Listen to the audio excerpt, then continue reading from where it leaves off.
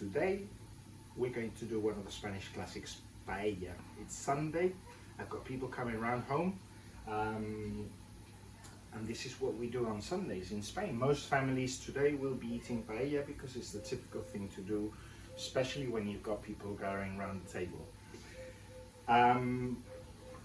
You're going to notice that I've got a deep paella pan here. It is deep because I want to make it very moist. I want it to be caldoso is the correct word, soupy in a way, but I want it to have a lot of humidity. I don't want a dry rice. If I wanted a dry rice, I'd be using the typical paella dish which you all know and have seen. Okay, well, first things first, I've got sweating off in here some onions and a celery stick to create my sofrito, the base, the vegetable base, let's say. And with paella, it's not that complicated once you get to know the very basic things. It's all about timings, okay? Obviously this has loads of ingredients. I'm going to do a mixed paella, so I'm going to have fish, I'm going to have shellfish, and I'm going to have meat. So it's all about the timing. And obviously these things take different times to cook. So we first introduce what takes longer to cook, and lastly we add the fish. The shellfish will take minutes to cook. So as I said, sofrito is ready, my veg is translucent, and now I'm going to add some chicken wings. In this case I'm going to use chicken wings. You can use chicken pieces or whatever you prefer. And I'm going to fry them and give them a bit of color. So I'm going to turn up the heat, and I'm going to let that chicken start getting color. At the same time, I'm going to also add cuttlefish. Cuttlefish is like a type of squid. With squid and cuttlefish, you have two ways of cooking it. Really fast and with very high heat and very short time, or very long at a lower heat for a very long time. There's no intermediate, because if there is an intermediate, your squid will then end up being very tough. Okay, so sorry about the dog in the background, but my neighbors are here and is obviously excited about something.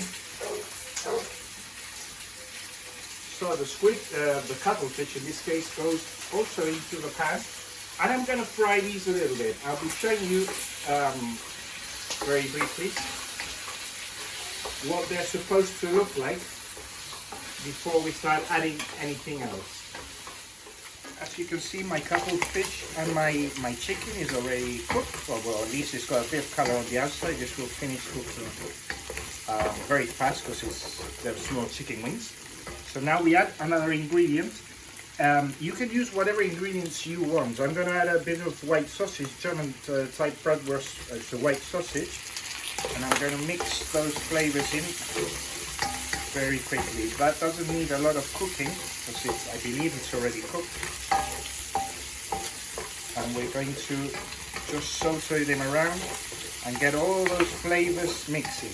You can see the bottom of my pan is sticking a bit. That's fine, that's not a problem, because as soon as we throw in the liquid, all that will deglaze and contribute to a great flavor that this rice is going to have, okay?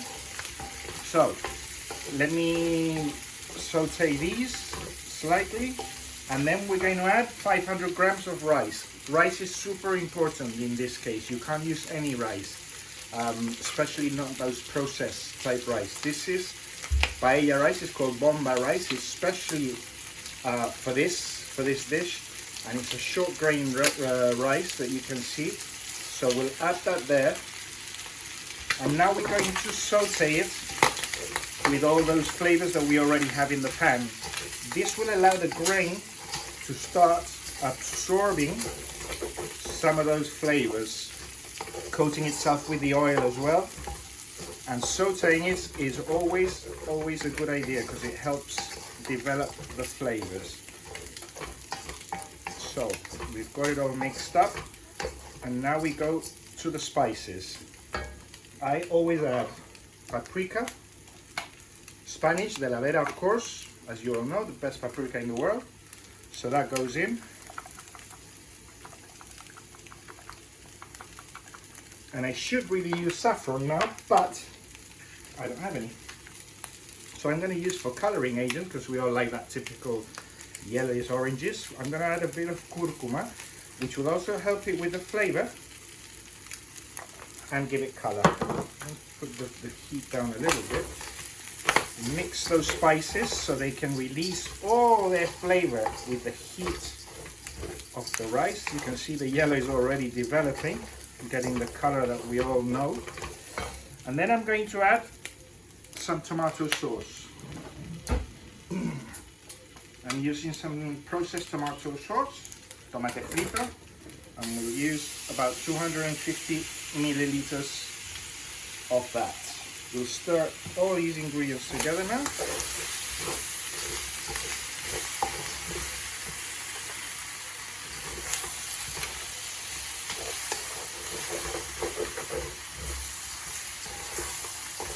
And now I'm going to switch off the heat. And why am I doing this? It's actually 11:25 in the morning, so it's a little bit early for lunch. But I had to do this. I came across this technique by accident, as most of us do when we find things out.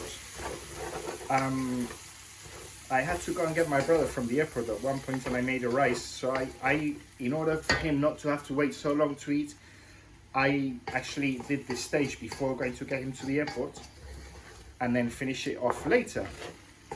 And it turned out a great flavor, because now what I'm going to do is I'm going to let this rest like it is now, and these flavors are all going to start mixing. The rice is going to start absorbing the flavor and obviously the goodness of everything that we've cooked in here.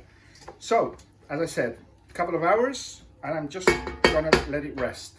We've got the final stage, which is the stock and the fish and the shellfish, which obviously comes in last.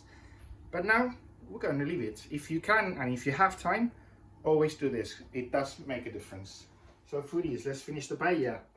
It's been resting for 2 hours. All those flavors have been infusing into the rice, and it's all very dry, and everything has been mixed. So I'm putting on the fire, medium heat. You don't want it too powerful. And we're going to add our stock. This is the stock that I made the other day with all the scraps of veg from the freezer. And I'm using 500 grams of rice to 1.25 liters of stock. Because as I said, we want it to be very, very wet. Not a typical dry paella, like it's what everybody is used to, I presume. I prefer it this way. I prefer it to be soupy. So I'm going to let it cook for about 6 minutes. It's going to take a total of 12-15 minutes, no more.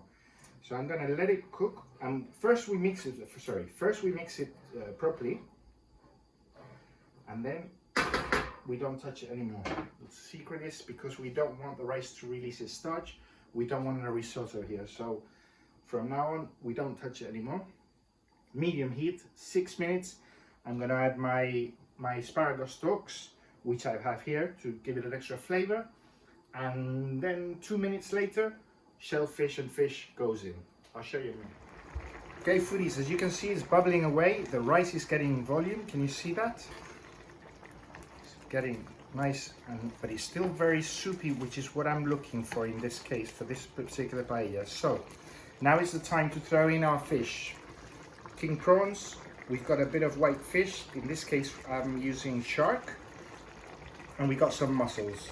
So they all go in. They don't take very long. They're going to take all of 5 minutes to cook. We're going to mix them in with all the rice and all the goodness we have created in here. And we're going to finish cooking it. I might even add a little bit more of broth, of stock rather, because the rice does seem to be a little bit thirsty. So I'm going to add a little bit more, let it cook, and then when we have to rest it, I'll show you how it ended. Right, foodies, we finished the cooking. As you can see, all the last bubbles are starting to come. We've got a beautiful silky broth, and it's finished. Now we only have to let it rest for 10 minutes, And we're on. So foodies, here we are, we finished. I'm here with my really good friend Gabriel. Hi foodies! And he's going to give me the verdict if it's nice or it's not nice. Go ahead.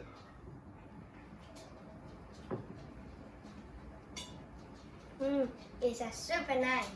Excellent, so we got a thumbs up. Guys, if you're not following the channel yet, obviously subscribe. It makes me really happy to see you subscribe.